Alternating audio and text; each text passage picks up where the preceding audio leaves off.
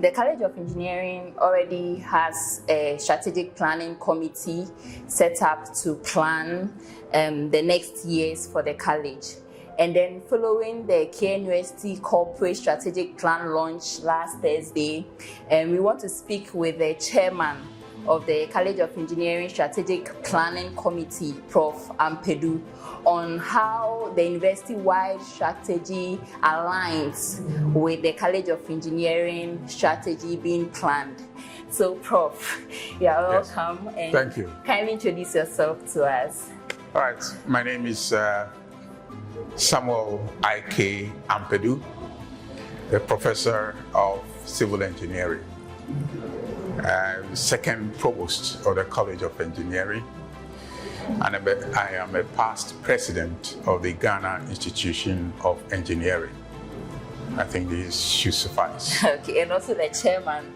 Yes, currently the chairman of the College Strategic Planning Committee. Okay, so as chairman, what would you say is the core mission of the committee? Yes, the committee is to plan and to strategize on where the college needs to be. So, what is, where are you going, College of Engineering? That is the question we want to ask ourselves. And then for the planning period, so for how many, where are we going and what is the duration? That was in the next 10 years and how it is going to get there.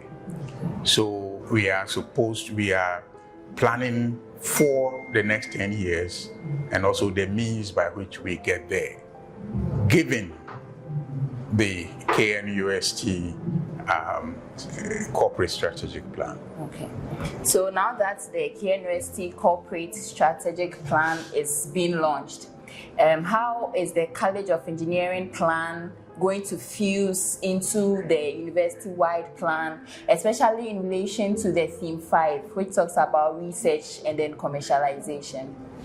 All right, okay, thank you. As you know, KNUST is the mother institution, and the College of Engineering does not exist in a vacuum. It exists within the within KNUST, within the university. Therefore, we need to work in such a way that the university strategic plan serves as boundaries within which we would work towards our goal. So they set the boundaries and then we work within it. Concerning specifically, I think you would like to know something about research and commercialization. Yes, there has to be a rethinking of research. One of the key things that we will underline in our strategic plan is the relevance of research. Research that has a very clear relevance does not end in just the publication of the results of the research. For academia, this normally tends to be the end. You get a publication out and you are happy, and then that's the end. But a research that has an uptake has a very clear objective of trying to solve a certain societal problem. So the next, after you have done your research, the next question is, what is the uptake? How is the research going to be used?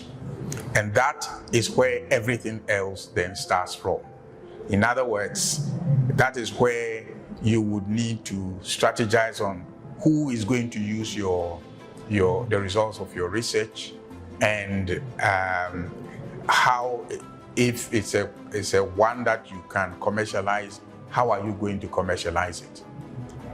That is the concept, but in reality, when you are doing it, it has to be done right from the word go. As you plan your research, you must put into motion all that you need to do in order to do the uptake. So it's part and parcel of it. So we're going to take the planning of the research with the uptake component very, very seriously going forward. And when we do that, then the uptake, commercialization, and everything else begins to flow as outputs of the research. Okay, thank you very much, Prof. I remember the University Council Chair talked emphatically about interdisciplinary research. And as a college, how are we going to foster that? Yes. The point here is that if you are solving a problem, normally problems don't come as civil engineering or electrical engineering or geomatic engineering. Problems come as problems, and they have various components. Part of it is an engineering problem. Sometimes an engineering problem also has a business part. How is it being, sometimes the management component and even the management and the business parts need to come in. So when a problem is properly formulated, it becomes very clear that you need other areas in order to properly solve it. But there also has to be a very conscious plan to bring on board other members who are not within your immediate area. And that is where these multidisciplinary things come in. Because if you formulate your problem properly and you are solving a problem, then you will find out that it comes in naturally. And then we will need to be working very closely with our colleagues who are in the other colleges. Okay. Right. The council chair also spoke about each college having an implementation committee. I don't know whether the strategic committee is going to serve as the implementation committee for the College of Engineering, and if yes, how will that be done? When you plan and you don't put in place how you're going to ensure that the plan is implemented, then in a way your plan has a very, very major fault. So it is proper that the council chairman emphasized the implementation. Part of the plan will specify very, very clearly how the plan is to be implemented and is to be monitored to ensure that all the KPIs are being followed. So this committee may or may not be the implementation committee, but there will be a very, very clear plan in it for implementation. Okay. Do you foresee challenges? You know, as humans, we find it difficult to adapt to change. Yes. So do you see any challenges when these strategic plans are being rolled out in terms of people accepting it in the college, in the departments, in the faculties? Yes. As for challenges, there are many of them. In fact, we'll do a risk analysis of the plan not getting to what it's supposed to be. And you'll find out that we are living in a certain sociological, economic, political situation. And there are many, many things that can derail a lot of the things that have been planned. The important thing is to identify the risk involved and then to try to make up so that if they happen, you will be able to mitigate it.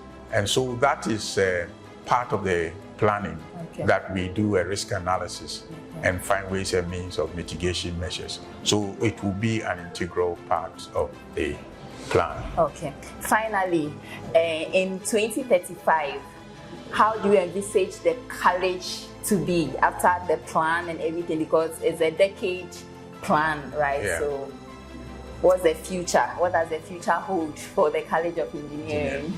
Well, if you you travel into the future, 2035, when this plan is supposed to come to an end, we envisage a college that is, I want to borrow the words of the chairman, as very clearly stipulated. We want to be a college that has moved from just excellence in engineering to eminence in engineering. The university overall eminence, but for us, anything engineering about KNUST, that is ours. So we want to see an eminent college of engineering in vogue. Thank you very much. Most welcome. And when should we expect this plan fully presented and launched in the college?